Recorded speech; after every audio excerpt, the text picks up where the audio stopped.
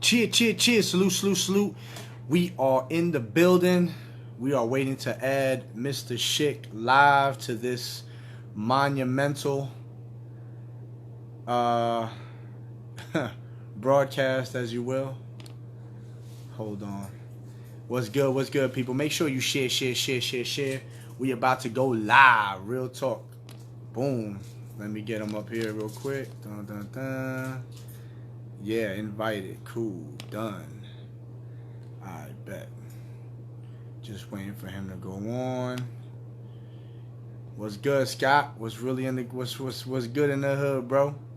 We about to have a monumental experience today. First and foremost, there is no other video interview of Mr. Schick, so this is gonna be monumental. All you can find is audio. Shout out to Gully TV, Uncle Tom Show. Shout out to Mellow Man Ace. You know what I'm saying? Setting the tone for history. It's gonna be monumental. Hold on one second. Bow. Add. Boom. Boom. Adding. Crazy. Real talk. This is the first time ever. As soon as we get this this feed up and running, this will be the first time in history doing this. You know what I'm saying? Salute to everybody. Real talk. Appreciate everyone supporting what Check the Rhyme is all about. You know what I'm saying? This is a hip hop platform, up and coming, battle rap, legendary, Christian hip hop. Doesn't matter. It's all legendary right here.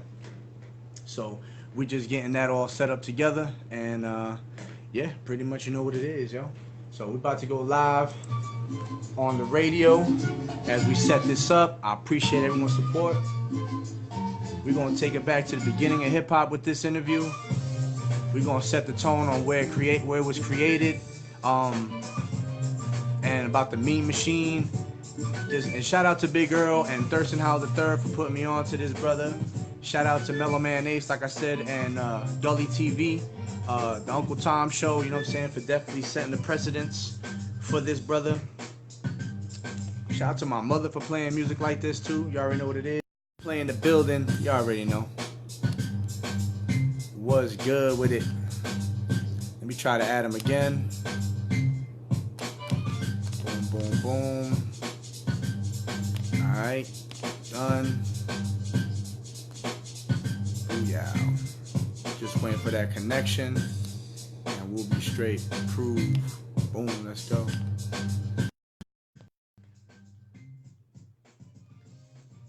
So you already know what it is. It's your boy GQdaembassy. Check the Rhyme Radio. What's good? What's good, brother? Yeah, I already know, yo. About to go live on the radio right now.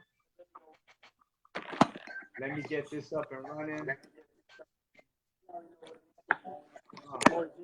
Yo, man, this is gonna be monumental. Oh, this is something good. Right, hold on one second.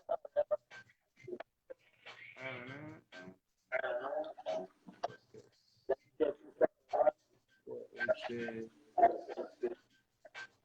I don't know what this is. Explorer.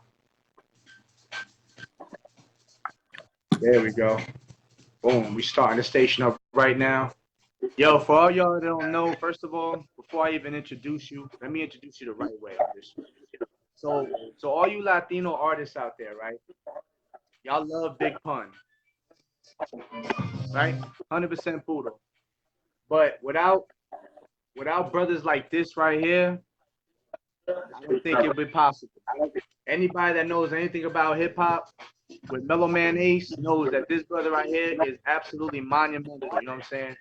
This is Mr. Schick, the forefather of hip hop as far as Latinos know it. You know what I'm saying? Like, it's just amazing.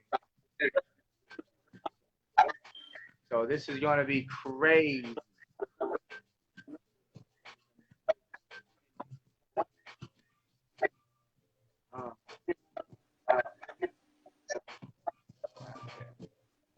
Close window.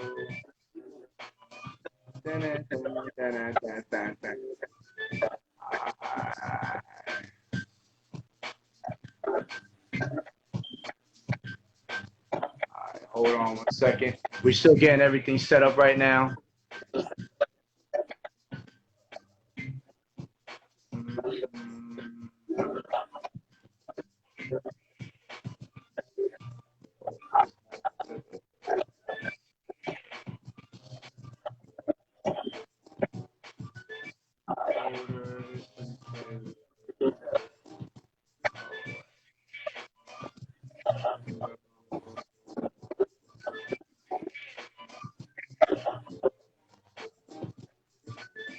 Getting everything together right now. There we go. Woo! Sam Broadcast was acting up. You know how that goes. So anyway, we're about to go live right now. Let's get it popping. You already know what it is. Let's get it.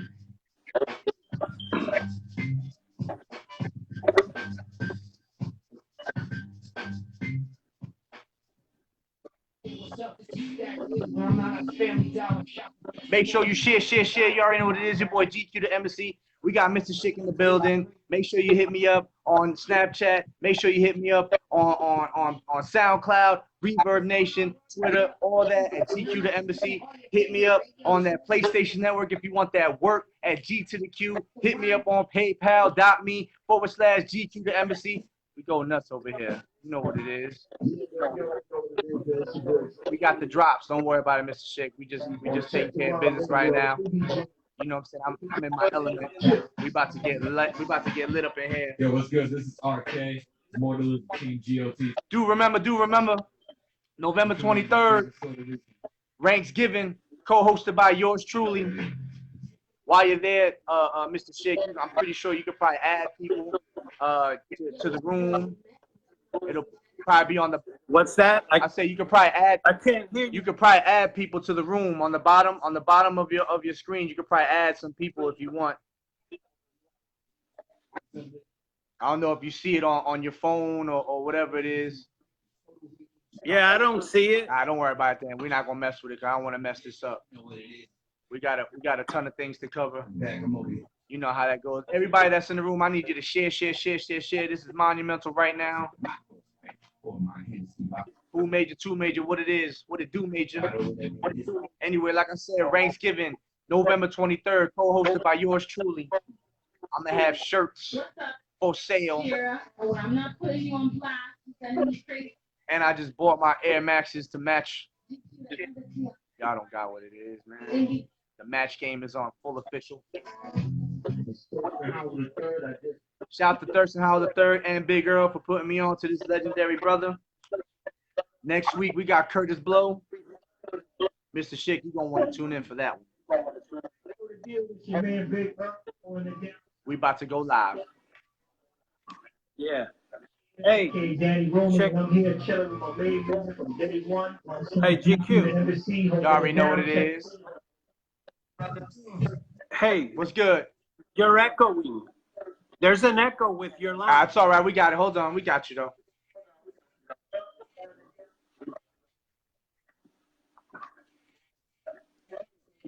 Cheer.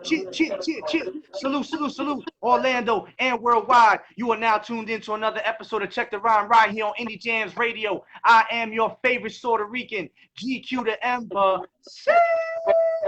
And today we have a super special guest, Mr. Schick in the building.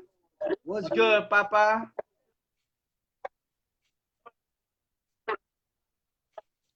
What's good? Can you hear me? I can hear you. It's kind of low, but I can hear you. Hold on. Let's try to get the sound better.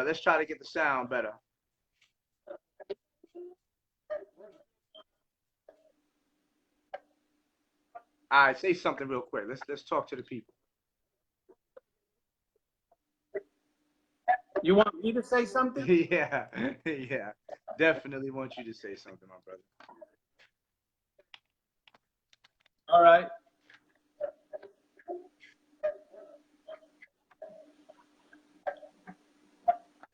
Go ahead, talk. Let's see what we got. Let's make sure we got the sound. What's right. going on?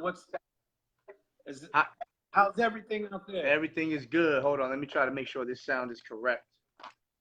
I gotta make sure this sound is right, bro, because sometimes this thing be acting up. All right, talk to me. Yeah, what it is, it's just sort of like an echo of your voice. Ah, it's all good though. We gonna make it work though. We gonna make this work. We got no choice. Booyah. All right, my brother. So listen, what is good with Mr. Schick in the neighborhood?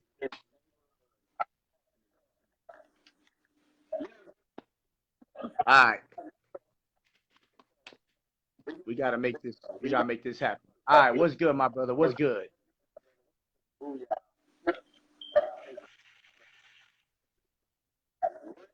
First and foremost, I appreciate you even coming on. This is monumental to me. How let's get into it, man. How in the world does it feel to be a part of the history of hip hop? And honestly, I got so many questions for you, but let's just start with that. Say that, repeat the question. What does it feel like to be part of the history of hip hop, the #1 genre in the universe? Well, the crazy part about it is that, you know, when I first started,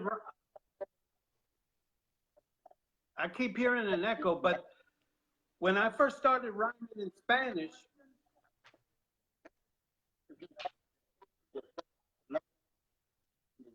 yeah, it's throwing me off because I keep hearing your voice when I'm trying to talk. Now you're good on my end though. Yeah, it's over here. Every time you say something, it repeats. So while I try to speak, I hear your voice and it just throws me off. But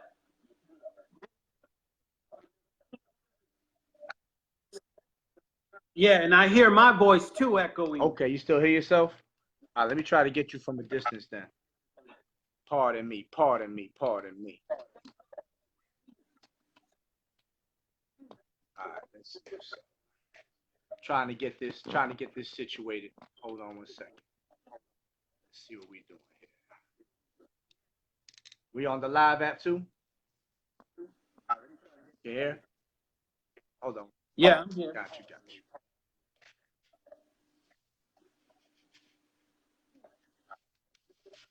All right, say something now. Let me see what's going on. Yeah.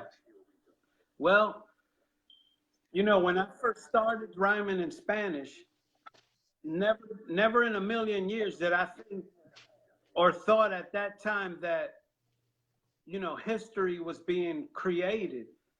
I was just doing something that I liked. And it was years later that, you know, many years later that it hit me that, you know, I was part of history because after hearing, like now, the way Spanish rap has blown up, you know, to think back that I was the first person to ever do Spanish rap, it's crazy.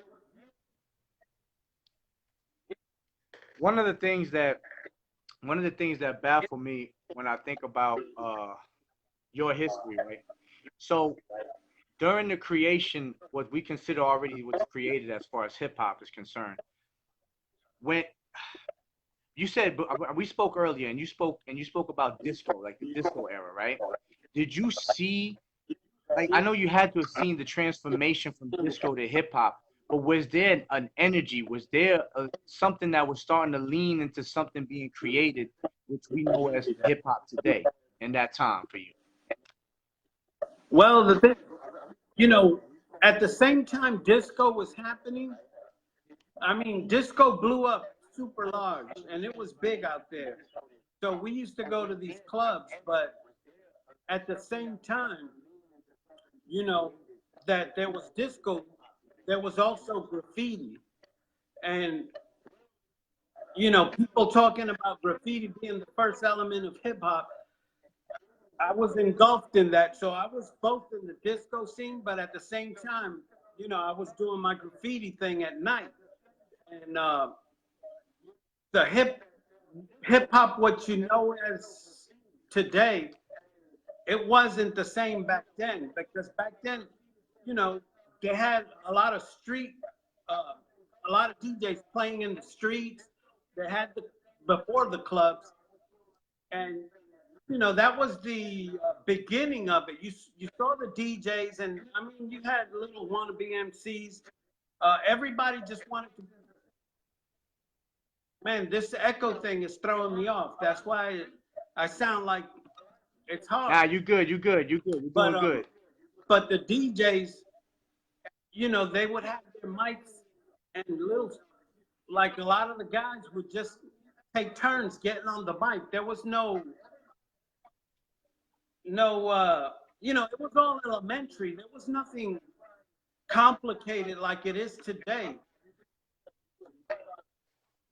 Right? I mean, but even though it's not as complicated as it was, like, see, today's hip hop isn't yesterday's culture, if that makes sense. You It, know, yeah, it's not. today you don't get the element of you're not getting the element of the breakdancing. You're not getting the element of the graffiti. You're not getting the element of the DJing. Like, DJing today is to me is almost dead because there's no cutting. No one's scratching anymore. Um, so to me, like, it's just the element is just completely gone. If that makes sense. It's different. It's different because now these kids today, you know, they're writing things at home.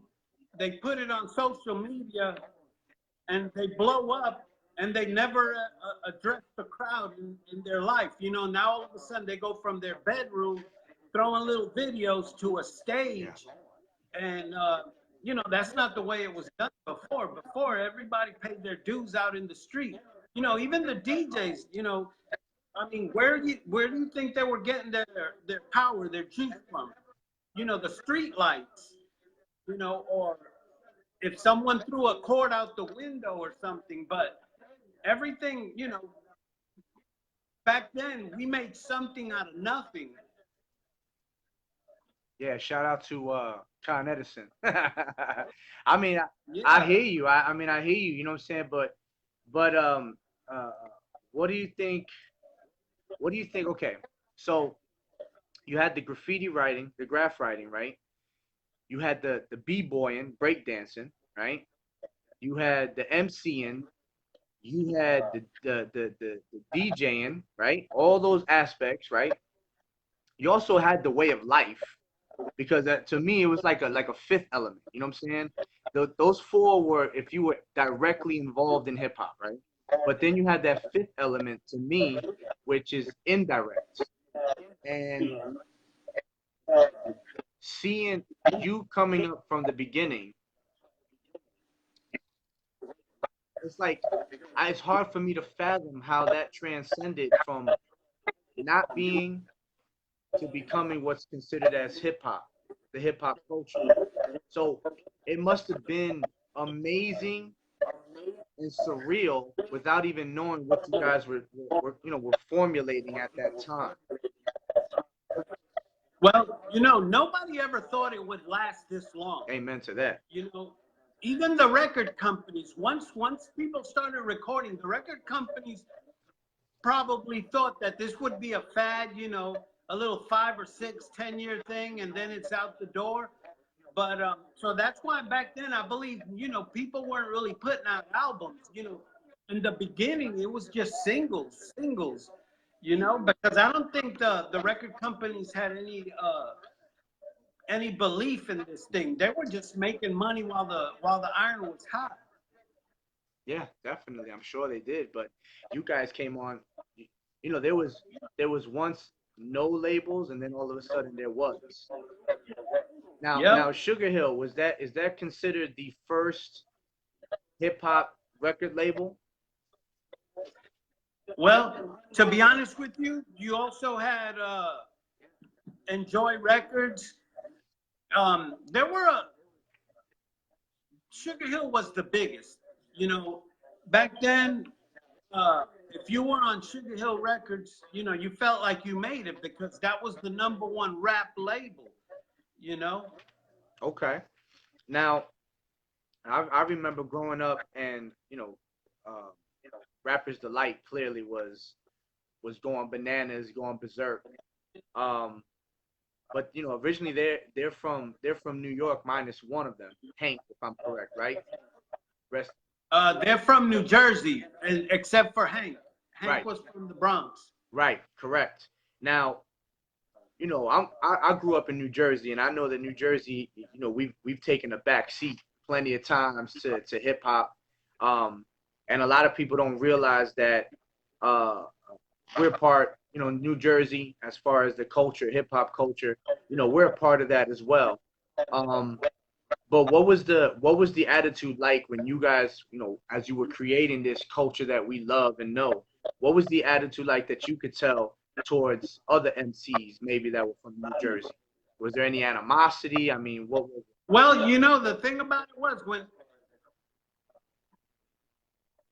I don't remember meeting anybody from New Jersey, and if I did, you know, I could have met people from Jersey and didn't know they were from Jersey because you know, you're congregating either in the clubs that you're gonna do performances Yeah. on in, or you're doing shows in the streets. You know, nobody's really saying, "Hey, I'm from New Jersey." You know, I'm from, you know, here. You know, you heard people go, you know, talking about the boogie down, money making Manhattan. You know, but if there were people from Jersey, I don't, I wasn't aware of it. Okay.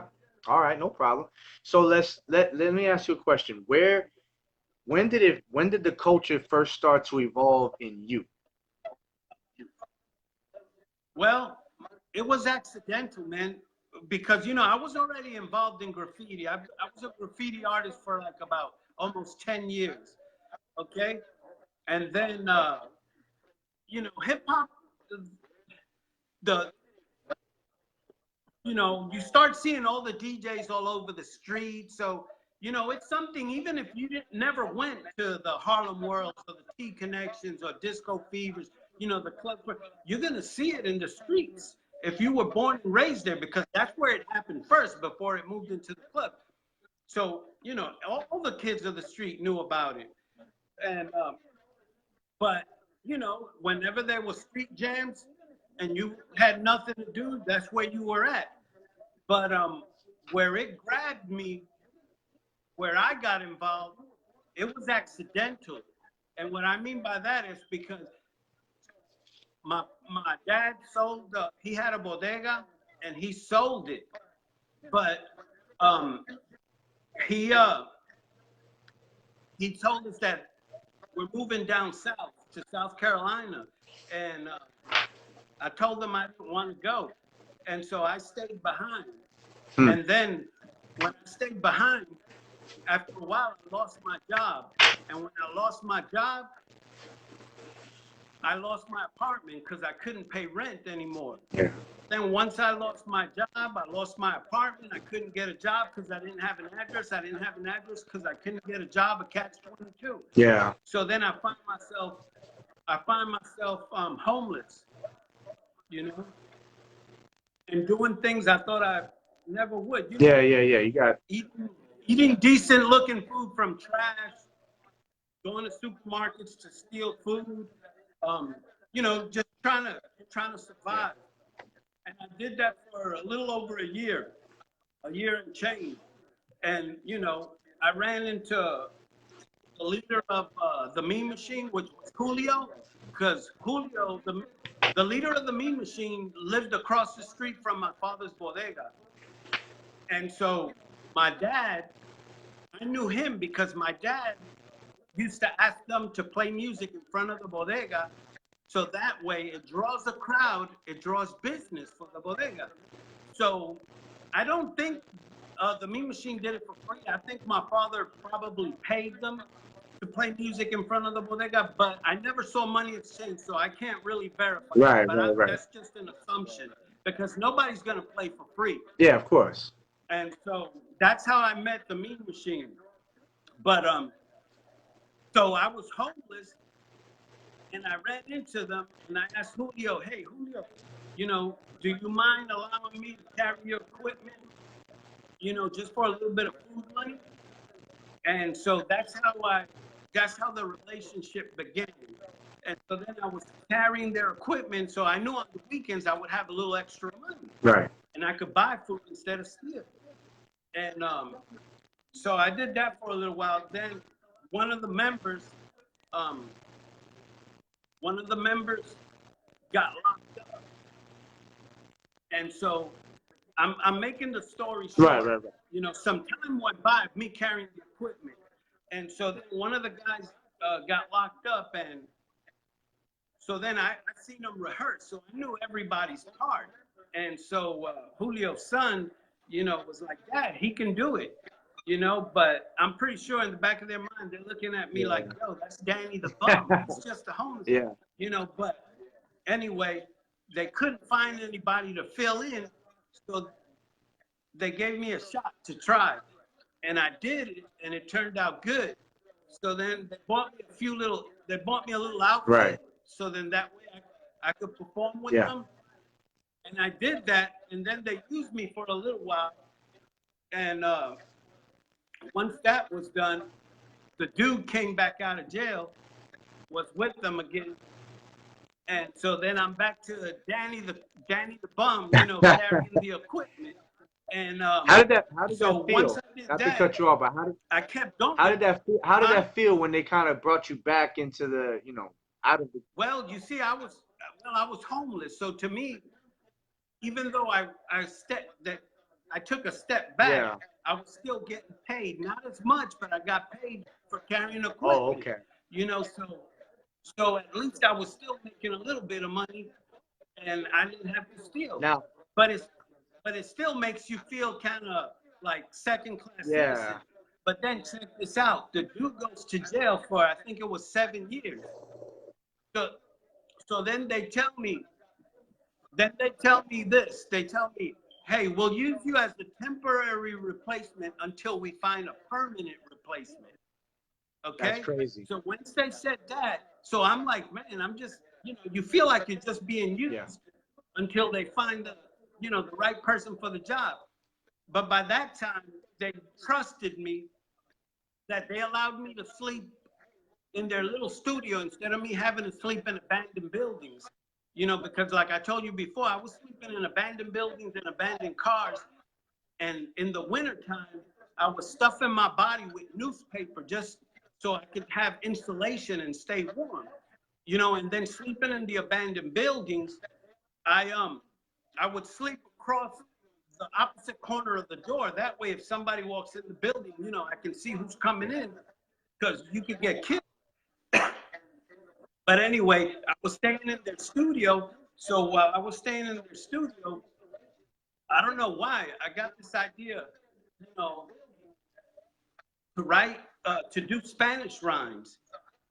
I never heard it before, but something told me, let's do it, you know, in my head. And so time went by, and I had, my Spanish rhymes were stacking up. And I never told anybody. I didn't tell Julio. I didn't tell Jimmy Mack, our DJ, Mr. Nice. You know, I didn't tell anybody about the Spanish rhymes. But I would, you know, try to rehearse them by myself all the time. And one day, and by this time, I had already started writing my own rhymes, even in English. Right. You know, and so I was no longer using that guy's material. It was all mine. Okay. And so then a good many. I was probably with the group. Oh man, it was a good while already, but you know, WKTU was doing a lot of remotes, 92 KTU, and they used to use us a lot to go with them and do remotes, to do little shows. And so we used to do that. We never got paid for those, but we did it because, hey, you start gaining fans, you know? Yeah. But I never did any Spanish. Then they took us to do a show at, it was either Brighton Beach or Coney Island. This is when you guys were standing on top of like the bodega building or something like that. Yeah, it was like a big, they put us on top. Okay. So then, but the thing was, when we got there, we rolled up in our van, a little Dodge van that we had, and we pulled up, and parked, and then we had to walk to where KTU was. So then, you know, I'm looking around, man, because I'm out of my element. And, you know, it's different when, you know, you're in your streets. Right. But now you're in another, you know, in another neighborhood. And there was a lot of people, correct? And it was a lot of gangs, man. I mean, people, because back then, I mean, they were flying colors like crazy. And so, you know, it seemed like thousands of people out there. You know, it was a playa, a beach. And so they're flying the colors and everybody's looking mean, you know. Everybody had their little gang faces on, no smiles, no nothing, you know, just looking tough. Yeah, absolutely. And in my head, looking like they come out of war. I'm walking normal, but inside I'm thinking, man, if something goes down, you know, all hell is gonna break loose, and we have nowhere to go. Yeah. You know, where am I gonna run to if you know, shots start being fired or whatever? But anyway, the crowd was about 50-50, Morenos and you know, Latinos. Was there a host for this, or did you just go up on this platform of whatever? No. The local, you know, the 92 KTU DJs. What was you had Carlos De Jesus. Yeah, I was gonna say, what's the music genre for KTU at that time? Was it disco? No, they were disco.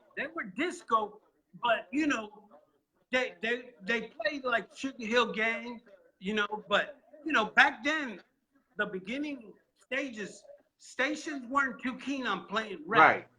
You know. But I mean, we're talking about these guys that were at the station, you know, the station DJs there. Most of them were Puerto Ricans. Right. You know, that's why. Okay. That's why we became friends, and they hooked us up, and so they would take us all over the place with them. So then we get up where they had us, so the crowd could see us, and I thought to myself, this is where I'm gonna do my Spanish rhymes for the first time. You know, because the crowd is right. It's a huge crowd. At that moment, you realized you were gonna do it. Not prior. Yep. Not prior, but at that moment. No. Not walking there. When they told us ready to get on stage. Wow. That's when it hit me. It hit me right there. I said, I'm gonna do it because the crowd was large. I mean, that was the largest street crowd we ever played for at that time. Right. You know, at that time. And so yeah, so then, and it was half black, half Hispanics. And so when we got up, I didn't tell Jimmy Mack, I didn't tell Julio, I didn't tell Mr. Nice. I just thought, when it's my turn, I'm gonna open my mouth and I'm just gonna release my Spanish words. Yeah.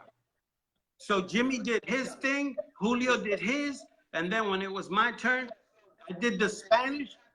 And when I did the Spanish, Julio and Jimmy turned their faces to me and looked at me like, I'm gonna kill you, man. I'm gonna kill you, you know, because here I am, I'm a temporary and I'm rearranging the show. Yeah, you're calling the shots right now. You know, so I'm gonna kill you, you know, it's what the look they had. But at the same time, the crowd roared so loud that it sounded like thunder. Wow. Okay? So then at that moment, I knew I was all right because the crowd, I mean, it really did. It's when you hear a crowd roar, man, from far, it sounds like thunder. And so then I saw their facial expressions change. So then when we did that show and came down, all those gang members that had those mean looking faces, now they're smiling, man. And all the Latino gang members, they were like high-fiving me, giving me hugs, you know, telling me how proud they were, you know, because now they got a representative, you know. Finally. And so from then on, I no longer was a temporary. From that day forward, I became permanent, you know. Yeah. And from that day forward, they decided to incorporate Spanish rap in all our shows. Wow, that must. And so that's how I got involved in the rap scene, because in the beginning, you know, I was a graffiti writer. I wasn't looking to rap. I just happened to stumble into that, and it worked for me. Yeah, it clearly did. Now we was talking about this the other day, but there was a lot more Latinos in the game. You just you just was the first one to put the language into the hip Yeah. hop. Yeah, there was a lot of Latinos in the game, you know, some that were known that they were Latinos and some that weren't, that people didn't know they were Latinos. You know, because to me, I felt like I was proud of being Latino. You know, I wanted to represent, Of course. you know, and really the only Latino that I ever heard on the mic claiming that he was Puerto Rican was Ruby D. Yeah, shouts to You know, you know, if there were any other Latino MCs, you know, they never opened their mouth and said, yo, that I heard. Right. You know, maybe they did and I wasn't around, but in front of me, I've never heard them say, you know, that they were Latino and proud, whatever, but Ruby did. Yeah. Always. That's crazy, man. It's you know, there's so many brothers out there that are of Latino descent, whether they're 100% or partial or whatever, and I, you know, I also feel like, you know, a lot of them, they don't speak up and address their you know, their Latino culture, their roots, maybe based on, you know, their physical attributes. Yeah. But it's crazy. You know, it's funny when I you know, and a lot of those that follow you and know a lot of your story and know who you've inspired. One of the people that actually inspired me early on in the game, who you that you didn't even know that you inspired, even though when the first time you heard him, you knew exactly what he was doing based on what you set forth, was Mellow Man Ace. And with Mellow Man Ace, when he first came out, I had a lot of my black brothers and sisters that came up to me and was like, "Yo, this dude knows Spanish. Like, I didn't even know, you know, black people spoke Spanish." And I was like, he looked like a lot of Puerto Ricans and Dominicans or Latinos in general. Yeah. You know, so it was amazing for me, you know, coming up in Heightstown, to be able to see a dude like Mellow Man, you know, take that Spanish and really flip it, you know, because my Spanish isn't all that good. Yeah. That's why I'm, you know, that's why I'm everybody's favorite Yeah. citizen. You know what I'm saying? But Yeah. Mellow Man was always fluent, and his flow was cold, and it was amazing when I found out that you inspired him, because I've heard you in the house. My mother, you know, she's played a mixture of records, you know, from the Mean Machine, Dr. Jekyll, Mr. Hyde, you know, all those type of records from Yeah. back in the day, Africa Bambaataa, you know. So for me growing up, I wasn't so, like, how should I say, I wasn't in so much awe hearing you on a spit Spanish, because to me, New York was that mixture. So I always used to tell people, like, you know, first and foremost, you know, hip hop isn't a black culture, it's an urban culture. You see what I'm saying? So Yeah. if you was Yeah. part of that, And just look, just to add on to that,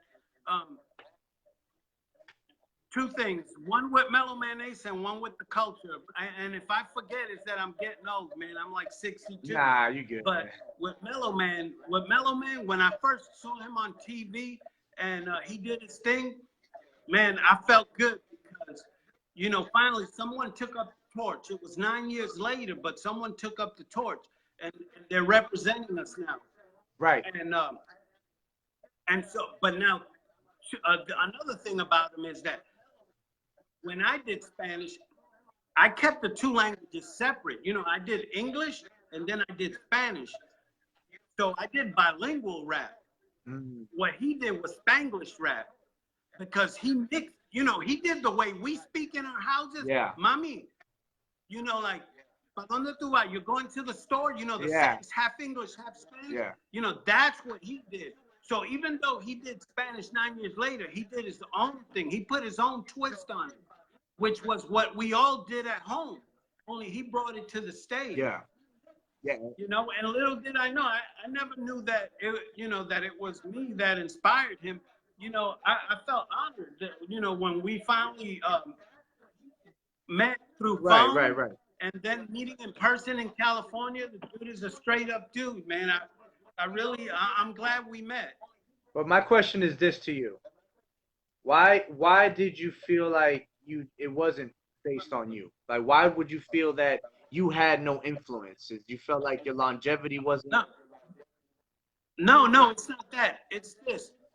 I can say I'm a Spanish rapper. I rap in Spanish. You rap in Spanish, say, because you heard it from me. Now, say this fulano de tal hears it from you. So you're his influence. He doesn't know that I influenced you. So I didn't know that he heard it from me direct. Got you. You know, when he came down. What was your so how did you feel though? You know, it was a great meeting. Because I'm sure. What's that? I said, how did you feel? Because I mean, you by then you already knew who Mellow Man Ace was, what his legacy was. How did you feel to know that it was like 20 plus years he had been looking for you just to be able to give you that accolade? Well, check it out. One of my cousins saw the video where he's being interviewed and talked about I was the one that inspired him and showed him his path in life. And so then my cousin posted a little something on Instagram thanking him, you know, for basically, you know, giving me props and all this stuff. And then somehow or another, he hooked up with my cousin over Instagram.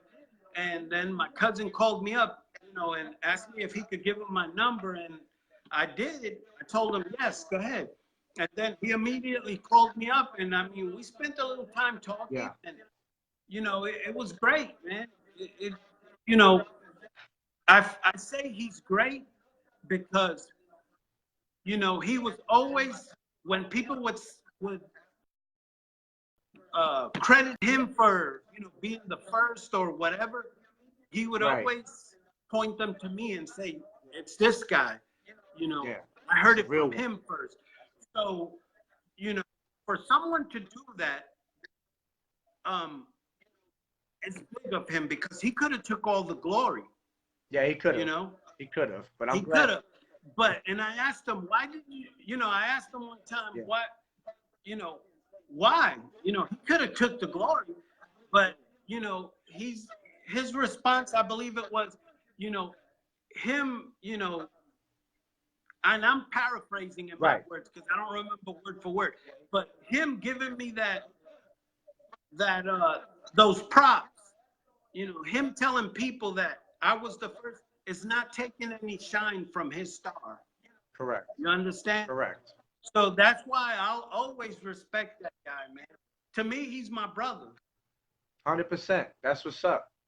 That is what's up. You know, it's funny because I want to. And the thing about, you know, when you were saying that, hey, that guy, you know, these guys look black, and how can they speak Spanish?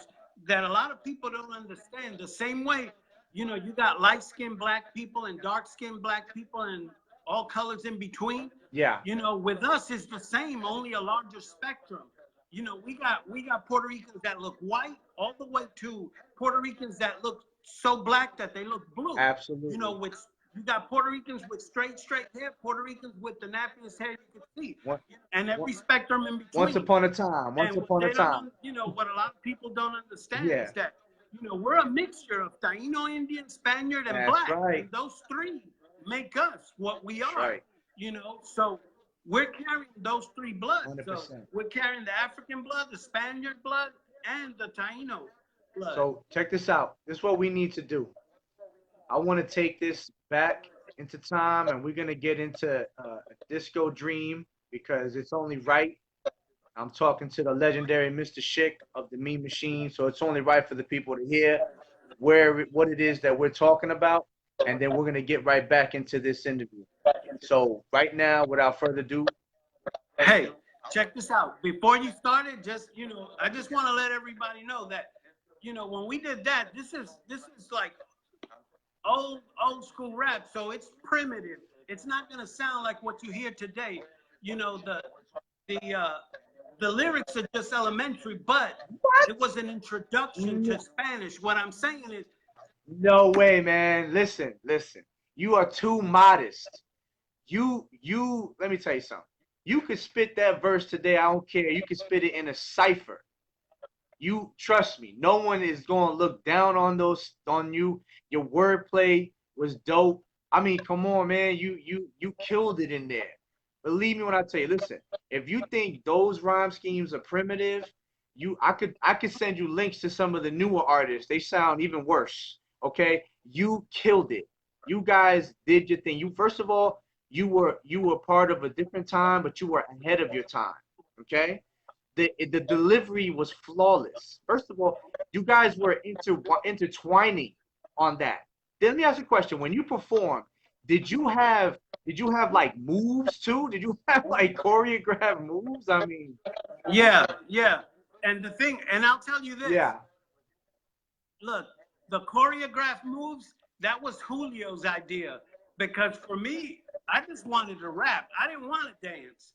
Now I feel you. But Julio and Jimmy, they were all about the dancing. Yeah. You know? Nah, listen, we gonna get into this. I want everybody to disregard what Mr. Schick said, talk about being primitive. It's true school hip hop. It's original. It's fire. I'm telling you, man. You need to yo Earl. We need to get Mr. Schick out here, and you can, bro. I'm telling you, don't. You're too modest, man. You're legendary. You killed it. I'm about to play this so that everybody can understand why you are credited to being the first Latino to do a Spanish verse on a monumental hit. We're going to take this in just 1 second, man. We will be back with you, my brother. You know I love you to death, man. You check the rhyme. You already know what it is. Right. We got Mr. Schick in the building. Let's get it. Chill.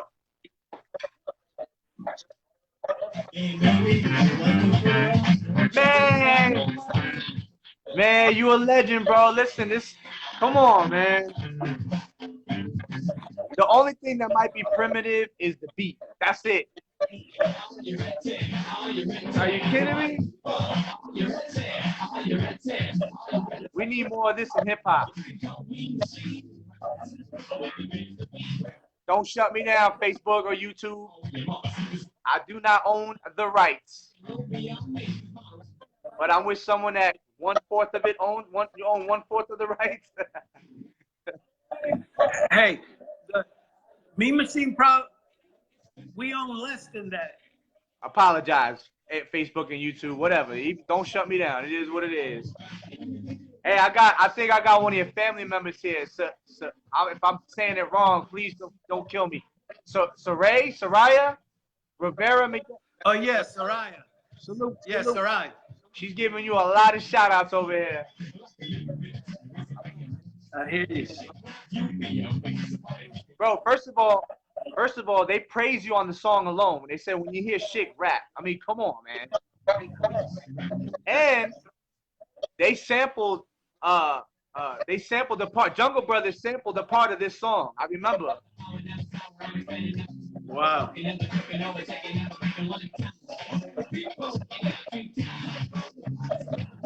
That's rhyme scheme, Mr. Schick. Come on now.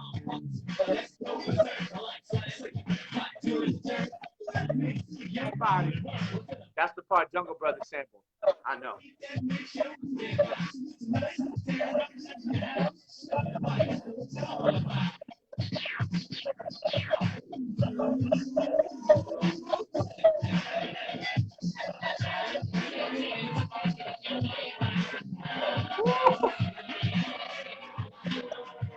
Primitive, my butt.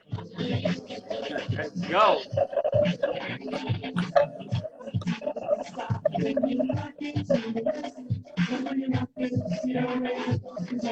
It's like the first time singing in hip hop meshed before Drake. No. There was Grandmaster Flash and the Furious Five used to do it. We're not talking about and that. so did the We're not talking about them right now.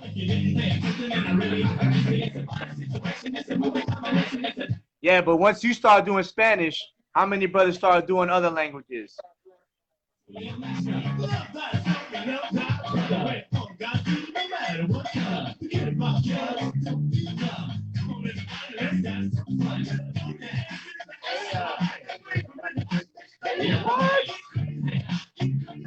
We need to bring that back to parties. I am not gonna lie.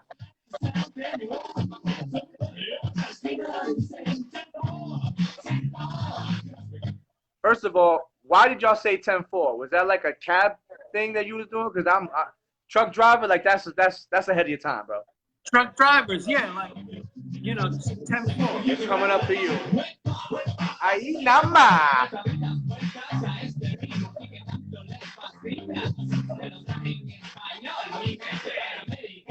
Yeah.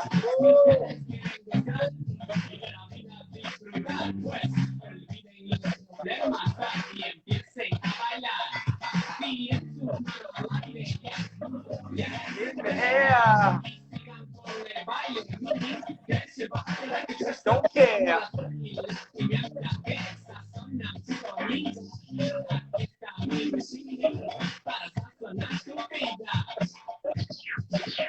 Primitive. What?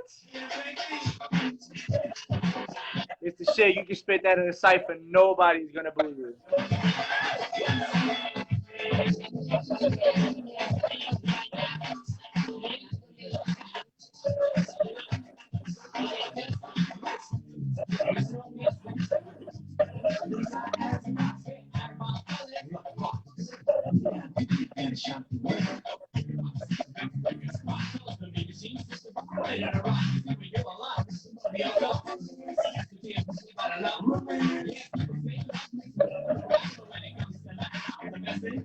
If somebody was to order this, they could order this this song, right? You get proceeds to this, don't you?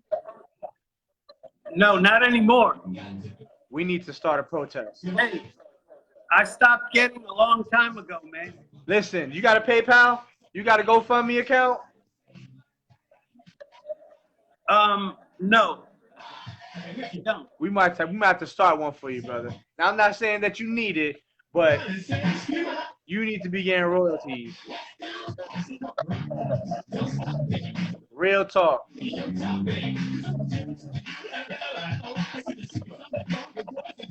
You know, no matter how many years it's been, Mr. Schick, this song still sounds so New York to me. So New York right now.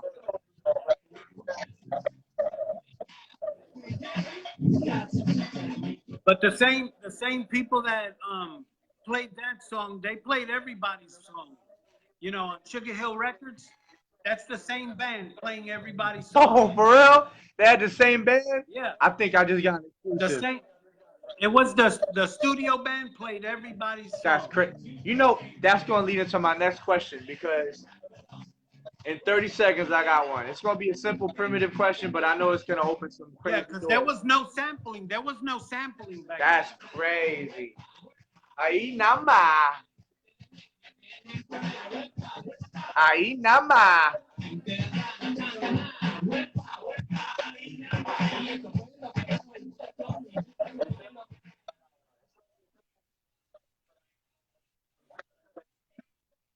Cheer, cheer, cheer, cheer, cheer. Salute, salute, salute. Brother. So listen, I think you just blew it wide open with that last statement that you just made. So, and that's funny because I used to ask myself why at that time a lot of hip hop sounded the same sounds and all this stuff, and you just answered one of my lifelong hidden questions. So they had a band that pretty much played everybody's song, just was orchestrated differently. Yeah. So the way it worked back then was your DJ, you know, the group, like for us, we'd get together with our DJ and tell him the songs we want to use, and then the DJ will cut it up and put it on a cassette. Then you take that cassette, we took it to Sugar Hill Records, give it to them, and then it was a guy named Jigs Chase, and then he was in charge of, you know, the production, and so he'd hear it, talk to you about it, you know, well, do you want, like, one of the questions he asked is, do you want the bass line to go continuous, or do you want it to come in, then go out, come in, and go out, you know, so many bars, and, you know, they ask you a few questions, and then you come back another day, they play the track for you, and this is the track, you like it? Yeah, okay, then you go in for your vocals, and that was pretty much everybody. How did you go? As a group, did you guys formulate the rhymes, the raps? Did you have to like sit around in a circle and be like, you know, because you guys were always interweaving with each other. Yeah, yeah.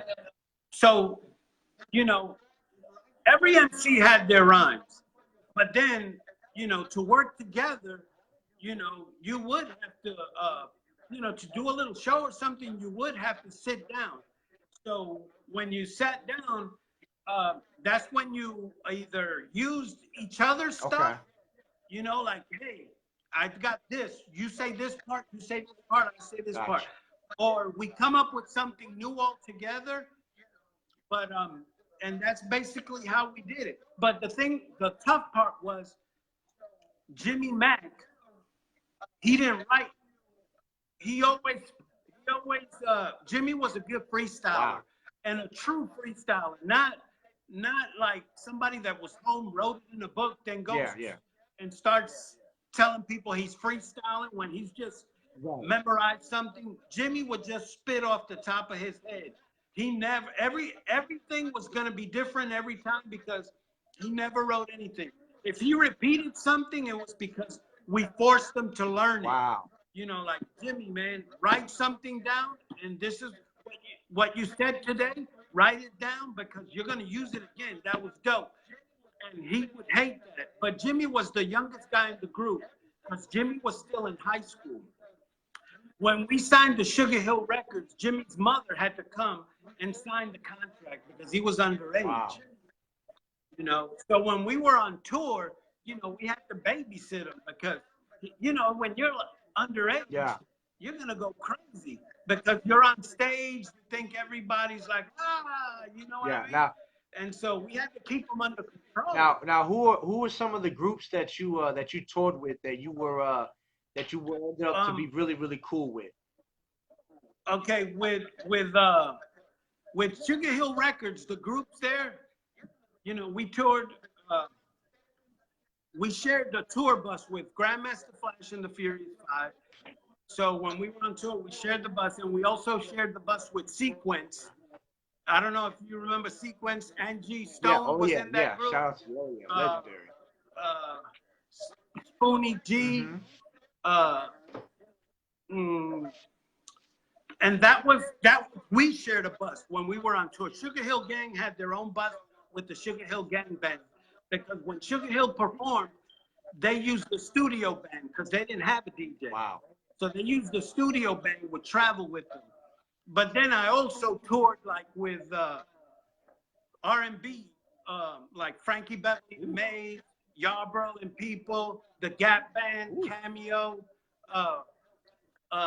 One time did a show, shared the stage with Rick James. Even Rick. Look, even Rick Springfield. I don't know if you ever heard of Rick Springfield. You know, that didn't make sense to me. That was in fact, I don't remember what part of New Jersey, but that was in New Jersey. Okay. Then I also got to perform on the same stage, same night with some of the Fania All-Stars. Oh, yeah. They stuck us in there with them, so that was cool. Wow. That was cool because, you know, that was night it was all Latino. Yeah, I was going to say. That was, you know, that was really nice. So I got to have fun with Tito Puente and all. Wow, man.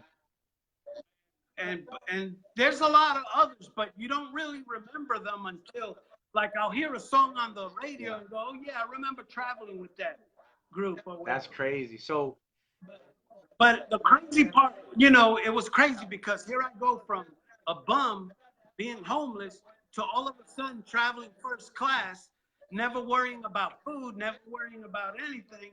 You know, it was weird. It was like a dream. Wow. So even though it was all a dream, right? It all had to come to some type of end.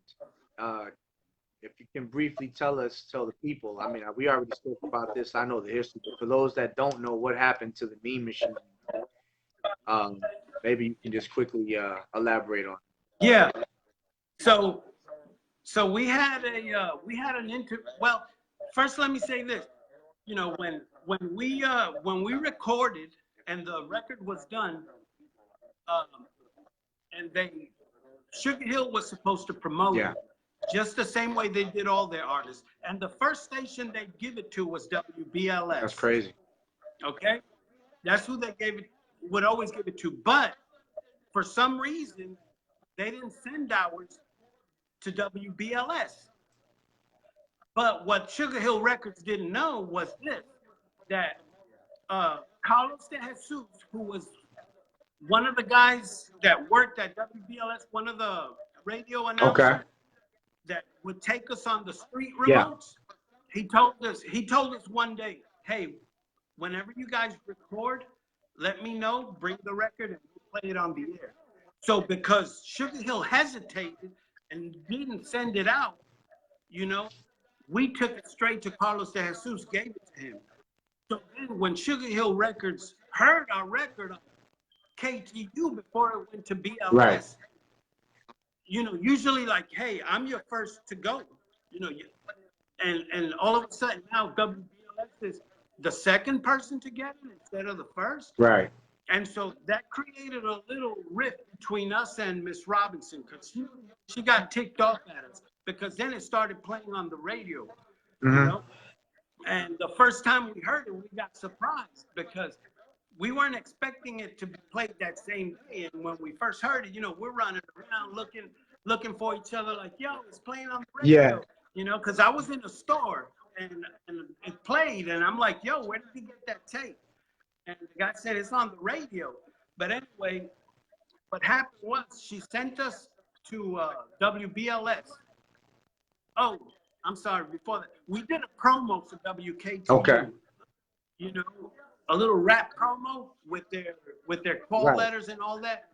And so that tipped her off even more. And she goes, you guys are going to get in the studio and you're going to do one for WBLS and Frankie Crocker. Okay. And so we went and we did it. And she sent it in to them, and they used it. You know, WBLS used it, KTU used theirs.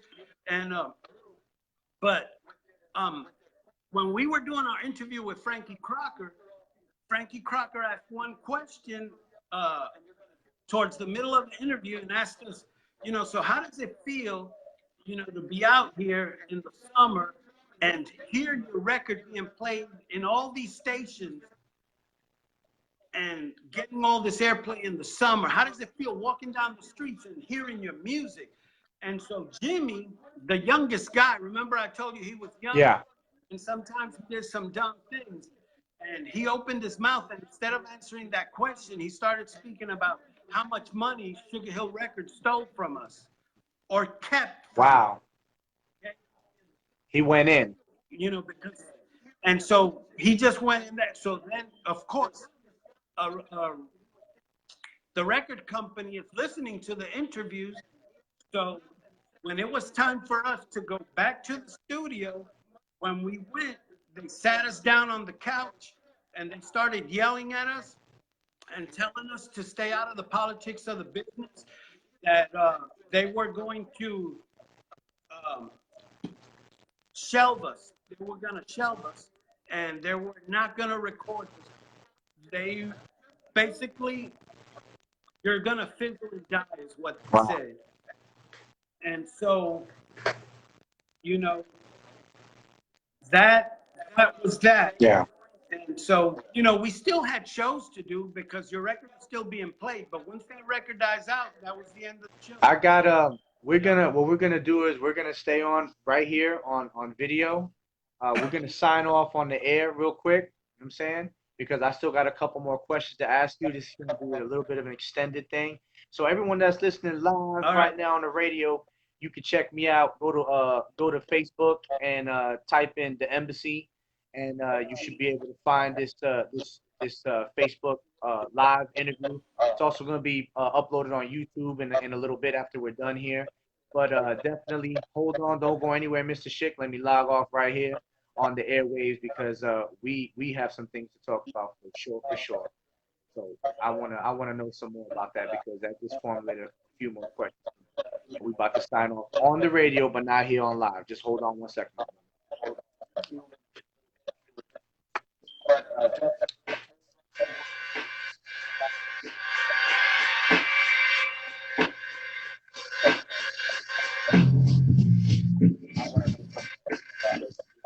Cheer. Make sure you share this video. We about to keep it going. Hold on 1 second, Mr. Schick.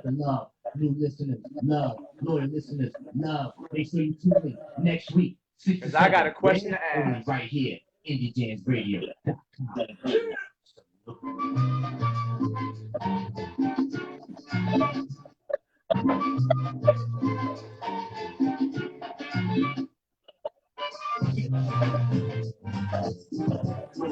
Alright, y'all. Real quick. Alright, so Mr. Schick. I'm glad that hold on. Put some music on the background so we can do that. Alright, so listen. So you find out you're getting cut, right? We don't even need this smoke right now. So you find out you're getting shelved, but you still have shows that you have to that you're on contract. You have shows that you have to pretty much to carry out, right? You have to finish, Honor. right? Right, you have to honor. What is the mood like before each Well, show? this is. Oh no, it wasn't bad because see, this was the deal. The shows that we had nothing to do with Sugar Hill Records. So that you understand? So that wasn't connected to Sugar Hill. The only shows that were connected to Sugar Hill was when we were on tour with Sugar Hill Gang and Grandmaster Flash or whatever. But then, we had other tours that had nothing to do with them. So did you guys feel like did you guys talk? I mean, you had to have talked, man. Did you guys talk? Yeah, Yeah. And the thing about it was this: you're pretty much screwed because you're under. There's 3 years that you got to commit to these people, and they're not going to let you record. So now you're stuck. You can't make a move anywhere. For 3 You can't years. go and record. You can't do nothing. Yeah, and so I'm gonna move down south. I'm not gonna stay here. That was my thing with them. Yeah. Because I don't want to go back to being homeless or because at that time it was kind of tough, So I just moved down south, and I'm cutting the story short because really there's a reason why I went down south, and I could talk to you about that another day in private. Okay. Because, Yeah. I understand, and I know each of y'all had your own life, your own child. But now by this time, we added another member to the group. See, because after we recorded Disco Dream, after that was recorded, we added one more member to the group that a lot of people don't know about. His name was Butch Kid. Wow. Yeah, so he was a singer. Oh, he still is a singer. He's a singer because we wanted to add more singing to the group, and so, and then he was like a slim guy also, but he had that like Michael Jackson type of voice back then, and not like the Michael Jackson that you know now, but like the Michael Jackson of Off the Wall and all that, before all the surgery, I mean, he may have had 1 or 2 surgeries, but he wasn't looking white. You know what I mean? Yeah. And so that's crazy. Butch had it going on, man. He had a cool voice. And so, he was doing shows with us and everything. And he got to record some music with them after I left, because they recorded other records. And I got to record something else with them, studios, but never was released. So really all I have with Mean Machine really like that was out was one. Right. You know? And because you can't count anything unreleased because it's unreleased. Where they at, I don't know. No, that's great. Yeah, because I was gonna say, man, like that's crazy that first of all, I never even knew that there was a fifth member, right? A fifth member? Yeah, because it was 3 MCs, a DJ, and then Julio's son, Clifford. When you hear like when we go cool, Yeah. That's Julio's son, a 10-year-old son that he had, and we used to take him on tour with us in the summer. That's crazy. So we would let him get on stage and rap. He was a little 10-year-old rapper. And so he'd get on stage and rap. And we used to use him, you know, because when we put him on stage, all the girls went crazy for a little kid rapping. You know, back then, you know, it was something, you know. And so, but, you know, may he rest in peace. I believe at 14 years old, you know, he was talking to his girlfriend on a payphone. Yeah. And somebody went to rob, I think it was Pathmark, you know, Yeah. and they shot, and I think bullets went through the glass and hit him in the head. Yeah, that's crazy. Rest in And peace. he passed away at 14. I believe that's the way the story goes, Right. you know.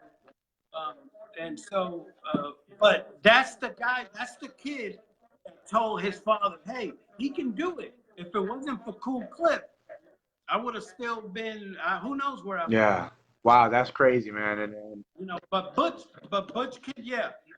So, you know, he was another member. And right now, Butch Kid, what he does, he's in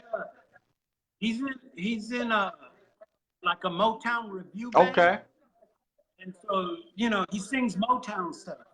Listen, if any of your group members that are, you know, still around with us, you know, please if you still can reach out to them, send them my way. I would love to have, you know, individual interviews, or if they're together once, whatever it is, because I want to have like more Mean Machine interviews, because you guys are an underground sensation.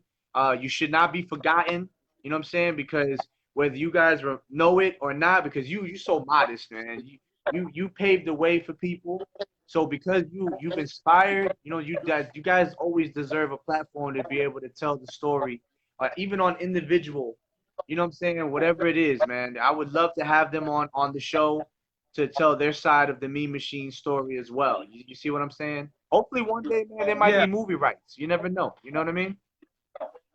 Yeah. But, you know, hey, before we forget, I just want to say big hello to your mom and your aunt. Absolutely.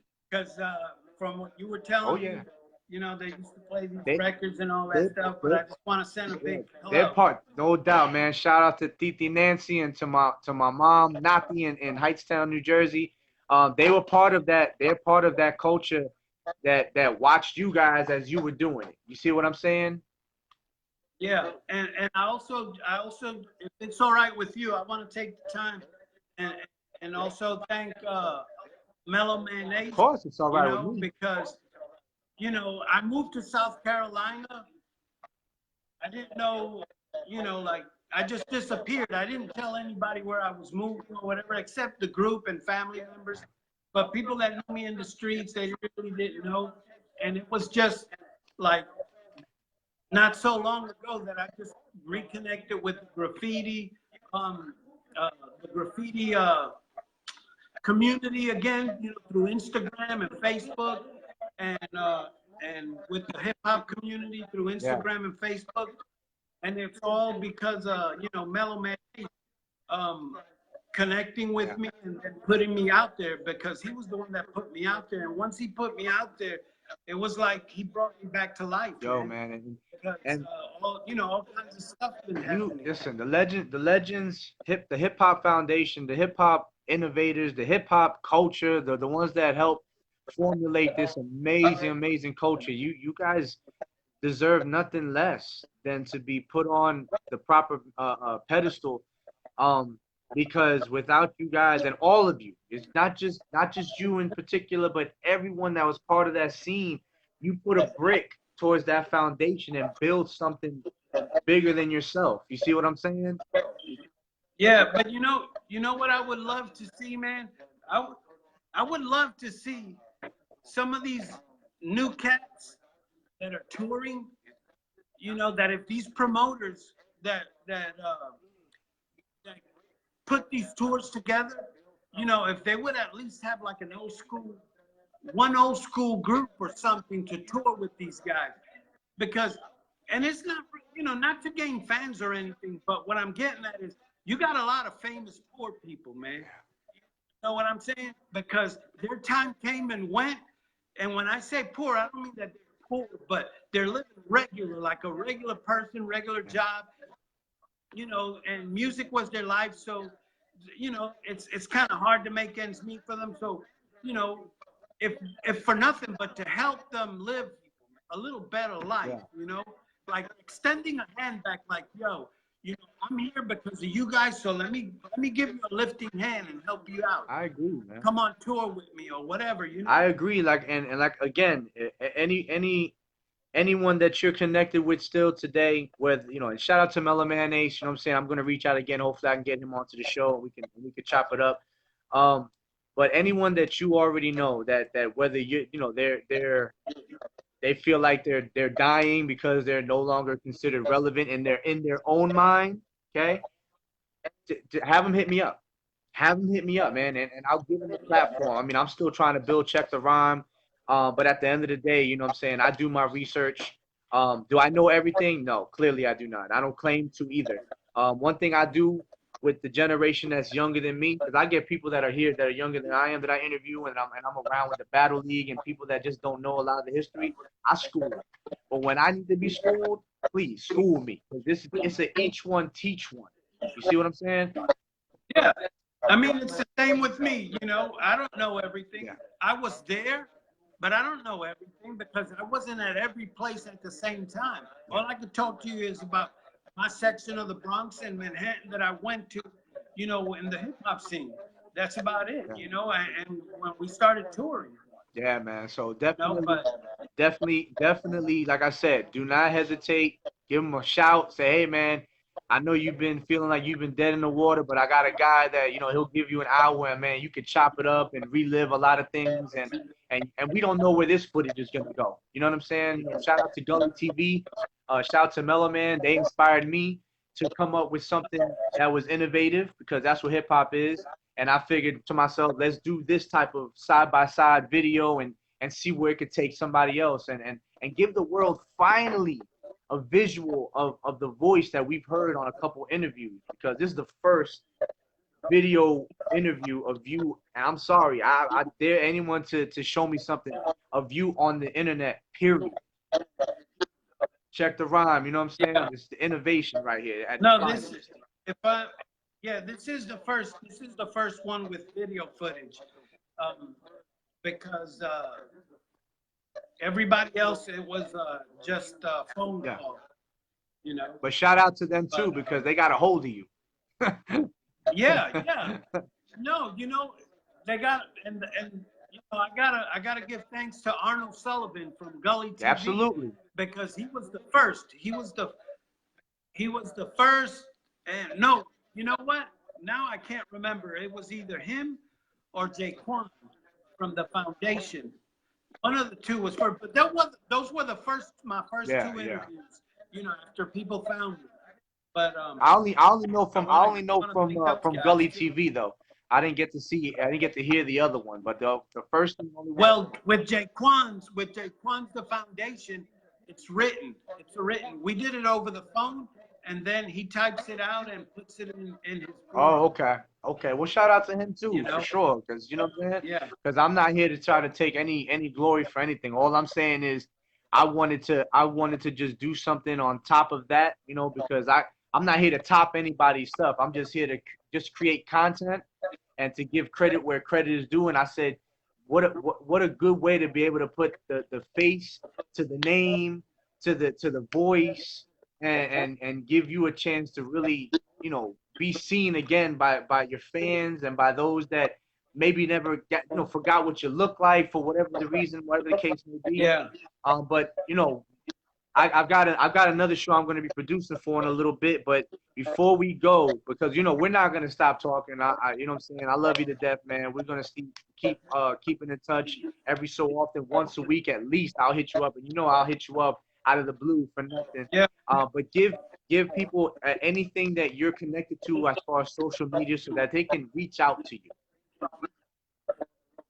Well, they can reach me at Mr.Schick _TMM. That's on Instagram. And then Mr. Schick of the Meme Machine on Facebook.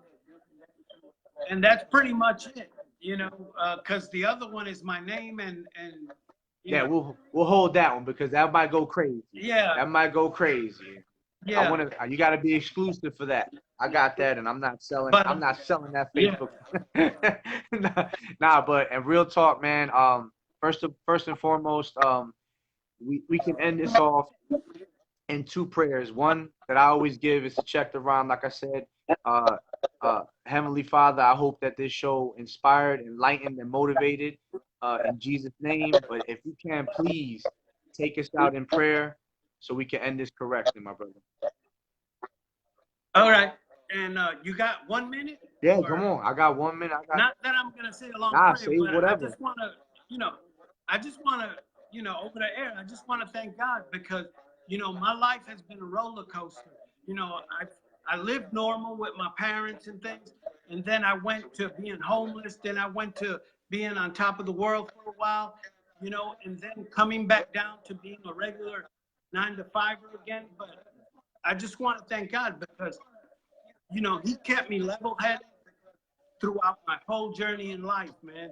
And He also allowed me to fall into,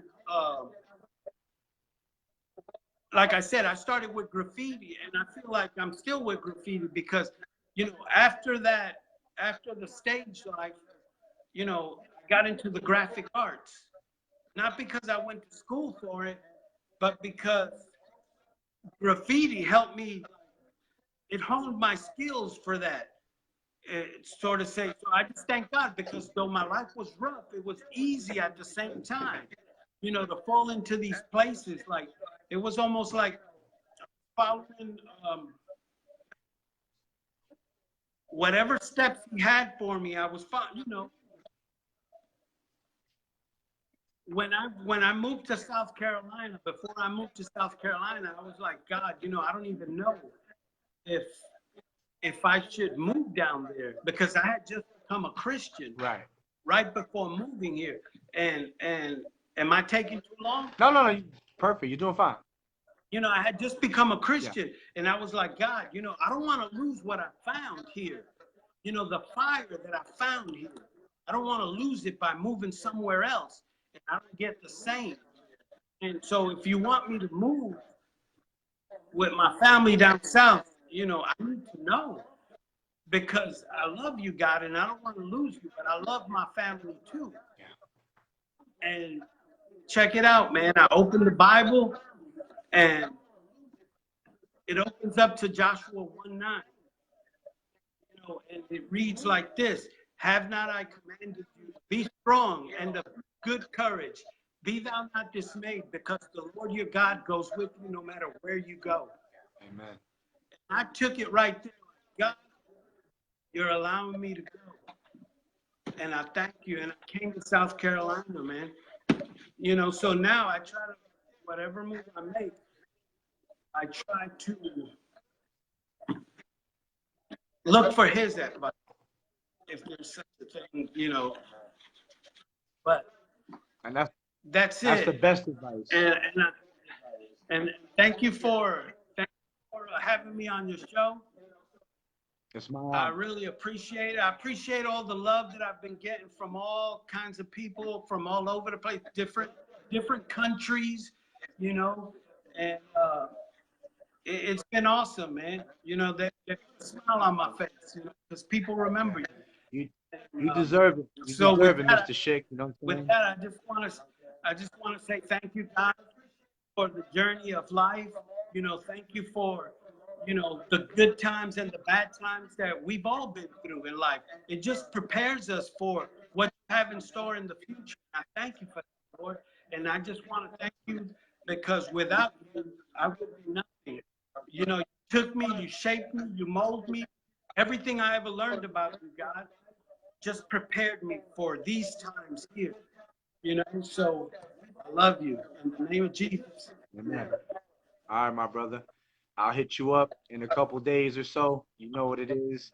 All right. I'll send you a link to this as well, and we'll continue to build. Just let me know whoever is connected to you that wants to be a part of the show. We'll set that up, and I got them 100%. You know what I'm saying? And I love you. God bless you, my brother, and I Same here. appreciate your existence. Same here, You brother. already know. Salute.